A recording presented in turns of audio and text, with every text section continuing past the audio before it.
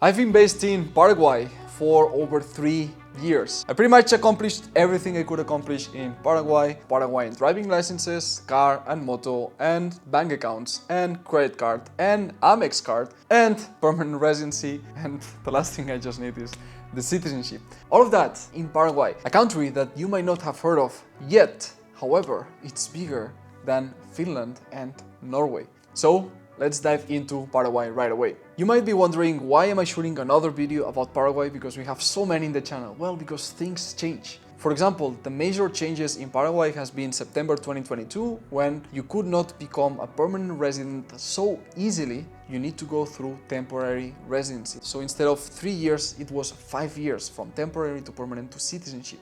So another reason that residencies and these paths to citizenships just get more difficult. Panama is another example, Turkey is another example, Greece is another example. You have so many examples. Now you might say, oh, now it's even more difficult than 2022. Yeah, but probably it's easier than 2027. So whatever benefits you get now, you're gonna get grandfathered in the future. The other big change is that before, Paraguay was not actually that much enforcing how many days you were spending in the country. Now they made it a law, now it's written that you have to visit Paraguay at least 1 day every year to not lose your residency status. And also, if you spend too much time outside of the country, more than 90 days, and especially more than 180 days, they're gonna question you thoroughly. Why did you leave for so long? And it's gonna be a hurdle, an extra obstacle, an extra handicap for you to switch temporary residency to permanent, and from permanent to citizenship. So now Paraguay values even more recently in 2025 that you spend time in the country without big gaps when you leave and then come back. So the time to get it is now if you don't want to risk becoming more difficult in the future. Now let's get into how you will get the temporary residency and all the benefits, both the residency and then the citizenship. Now, what's the attractive part of Paraguay? First, legally 0% taxes. It's the one that I've talked about the most in this channel. With the US LLC and territorial tax system that Paraguay has, you can legally pay 0% taxes corporate and personal side. You have another video linked in the description where you can know in depth this full strategy. Number 2, how you can get the citizenship, the passport that opens doors to Europe, the Schengen area, 90 days every 180, so technically 6 months a year, and also opens doors to the Mercosur. So you can travel around South America the same way that you would do with an European passport, an EU passport in the Schengen area. So how you get it? 2 years of temporary residency followed by 3 years of permanent residency. After 5 years, you can apply for Paraguayan citizenship. What else you need to do? You need some basic Spanish. You need to pass some history tests. You need to know, for example, how to write a paragraph of the hymn of Paraguay, the national anthem. Also, you need to answer some questions. You need to be present in the country enough time and create some ties. It's not the easiest, however, it's very straightforward, and we guide our clients through all the process from gathering the documents and getting the plastic cards of permanent or temporary residency, all the way, all the ties they need to create until they get passport in their hands. Now, how do you get temporary residency? No investment needed, no crazy donation, just pay the legal fees, go to the country, and voila, temporary resident in a matter of 2 to 3 months. Depending on the season, and if they have backlog in migraciones, could take a little bit more, but this is the standard time. It only requires a visit of 3 to 4 business days, and voila, everything is done. Even some clients that had more urgency and couldn't be less time in the country, we arranged everything in 1 morning, 4 hours, boom, all the paperwork done, and in a matter of months, they were collecting their plastic cards, their new temporary residency. Now, second year, you turn this temporary residency into permanent one. Once you turn your temporary into permanent, congratulations, you have it forever. You just need to renew the plastic every 10 years, but that grants you access as many times as you want without visas, without any paperwork. Easy. You land in the airport or by land, show your cedula into the country. If you want to go through this path, you maybe already have residency and you want to know exactly how we're getting citizenship for our clients, you can book a consultation with us and we're gonna tell you if you qualify, if you don't qualify, depending on how much time you spend in the country, what are your plans in the next years for Paraguay. We will tell you if it's feasible or not that you can get the passport in your hands later on. Click the first link in the description or the pinned comment to book a call with us. Now let's take a look at the map of visa on arrival and visa-free countries that you can access with Paraguayan passport. 148 countries. This is a pretty good passport, 30th ranked in the world. Depending on the index, it's gonna be a bit of difference, but it's a top tier passport. For me, one of my favorites. Why? Because it gives you access to Russia, as you can see, it gives you access to the EU 6 months a year, all these countries in the south of the African continent, Central America, Mexico, and the whole Mercosur is open. So it makes it a breeze to travel, own properties, even get residencies in other LATAM countries, South American countries, once you have Paraguayan citizenship. Paraguay has multiple neighbors, so it means that once you get residency or citizenship, in case of lockdown, if land borders are less controlled or you have some contacts, well, it's going to be a bit more easy to navigate and to move than if you have a citizenship by investment in the Caribbean and you are pretty much stuck in St. Lucia. What the heck you're going to do there for months? So the beautiful thing about this is that your residency is counting days towards citizenship in a country that you can actually live in and that has good access to other countries nearby. And now, what are the most common pitfalls? What are the biggest mistakes that people make when they try to apply for residency or then the citizenship?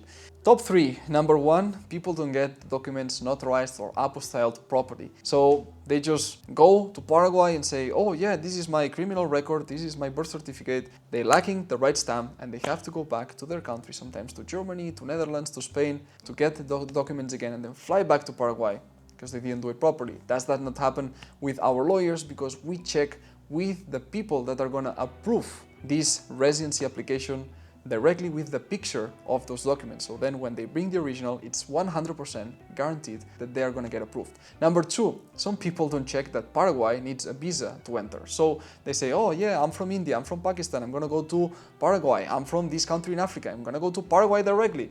And they realize that they cannot enter the country, and that to enter the country they need a recommendation letter. And who wants to make a recommendation letter to somebody that they don't know, risking that if they do something in the country they're going to be liable for anything that happens? So it's tricky to get that letter, and because of that letter missing, it's tricky to get the visa. And then number 3, it's the path to citizenship. Many people just think it's okay, gonna get the permanent residency, just gonna wait 3 years, and voila, now I'm gonna be a citizen, I'm gonna be approved, it's so easy. Well, it does not work like that. As I explained, you need multiple requirements, you need multiple checks from different ministries, different judges, and if you don't have a very strong case, you're just gonna get denied. And then reapplying might take an extra year because you need to create the ties, you apply again, you fail, another year, so on and so forth. So it ends up with a lot of money lost in lawyers, in fees, in rents, in things that did not work because the whole package is not bulletproof. So in our case, with our team, we go the extra mile for our clients and we make sure that they are extra compliant with all the proof they need to present. So then it's a very easy yes for the judges to say, citizenship approved, here's your passport. As I mentioned, I also have credit cards, this one from Bueno Bank and this American Express green card. So you might ask, Mikel, why you got this one in specific? Is it because of the points and the miles? No, the American ones are better. Actually, the real reason why I did it is because I had a couple American Express here in my portfolio. This one was platinum color, gold color. I thought this one is just gonna match nicely here. So well, now you know the real story, and well, since I have it, I already use it. Sometimes when I go to La Cabrera, a very popular and delicious steakhouse restaurant, sometimes they run some offers, they give you 20-30% discount when you pay with an American Express. Do you really need banks and cards? Cards no, banks yes. They help you when you domicile utility bills and expenses during these 3 years from permanent residency to citizenship. You have, for example, Banco Atlas, you have Banco Itaú, you have Bueno, you have different banks that you can open. There are some better than other ones. However, I would just recommend getting at least one that's gonna help you in your process to getting the passport in your hands a few years later. A bunch of documents that you will have to put in a folder. It's gonna be your profile, and then the government are going to analyze it and expedite the citizenship or not. If you don't create a strong profile, what will happen is that they will start asking you questions, and every question, any further proof that you need to give means delays in the application process. So let's say that you're missing a document. They're gonna ask you for it. They're gonna send you a pigeon with a letter tied to the leg of the bird and kiss it, send it to you, because that's how advanced Paraguay is. And when you receive the pigeon, you're gonna see, oh, this document is missing. Then you have to provide that proof again, and then it's gonna be more waiting time until they review it. So you present a strong case and you make it so easy for the judges to say, check, check, check, check, check, check. And that's exactly what we do at First Class Citizen. We prepare these folders so they are bulletproof and citizenships are approved right away in the fastest timelines. The process, instead of taking 18 to 24 months, you can cut it down to 9 to 12 months. And for the keyboard warriors that will say, oh, it's Latin America and it's dangerous. Karen, it's safer to wear a Rolex or expensive watch in Paraguay than it is to do it in many places of the United States and London. In Paraguay, you can be chill, you can walk at night, you can enjoy whatever accessories you bought because it's really safe. The government does not bother you at all. You're not going to have the crazy regulations from the EU, Australia, Canada, the US, UK, none of that. Does not exist. People eat meat, people smoke cigars, people go shooting at the range in the weekends, drive fast cars, everybody's happy. Paying 0% taxes, most of them as well. Even the locals are paying only 10% in taxes. And believe me, accountants are like magicians in Paraguay. So you would say, oh, it's 10%. Well, it can or cannot be 10%, if you know what I mean. Now, what are places in Paraguay besides Asunción? Because people just go to the capital, but Paraguay, it's actually the 54th country in the world by size. It's bigger than Zimbabwe, Japan, Germany, bigger than Germany. It's bigger than Finland, bigger than Malaysia, bigger than Norway, bigger than Poland, bigger than Italy. And many people just spend time in a tiny little city, which is called Asunción, the capital.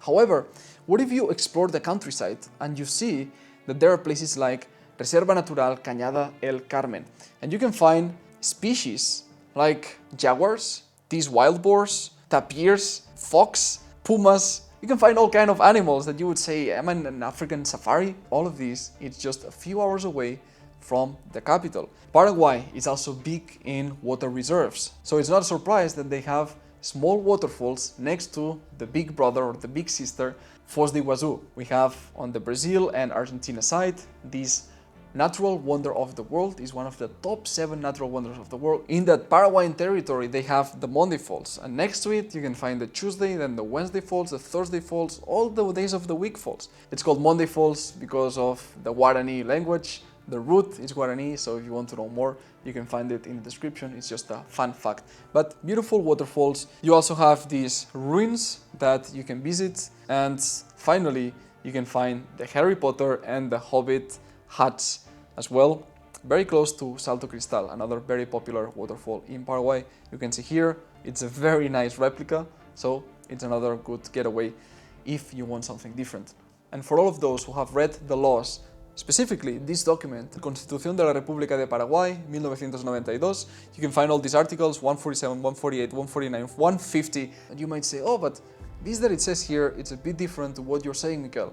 Well, it's because there's a discrepancy, a little bit of discrepancy, especially in Latin America, from Mexico all the way to Argentina, between what the law says, and that happens in theory, and what they actually enforce or can enforce. So when reading the laws, always take it with a grain of salt and consult with lawyers and people in the government that they know the information, insider information, real case examples, because they are boots on the ground with multiple decades of experience. Like the partners that we choose at First Class Citizen, that are vetted and that ensure that our clients get what we promise and that they don't lose the citizenship or make a mistake on the residency process because of not knowing about some law. Now you decide if you want to become a resident of this country. Our team is ready. If you have any more questions, you have a couple options, leave it in the comments or use the first link in the description and in the pinned comment so you can reach out directly to us, have a discovery call and see if this is the right path for you. If you have any more topics you want me to cover, I'll put it in the comments. If you've been in Paraguay, tell the pros and the cons. I would love to hear your experience as well. And for another in-depth video, another country, in this case Mexico. If you are interested in Paraguay, this other Latin American country in North America, it's a great combo. You're going to see that the passports combine really well. you can check right here all you need to know about Mexico, the country, residency, and the path to citizenship that could be as fast as in 2 years. Check it out right now.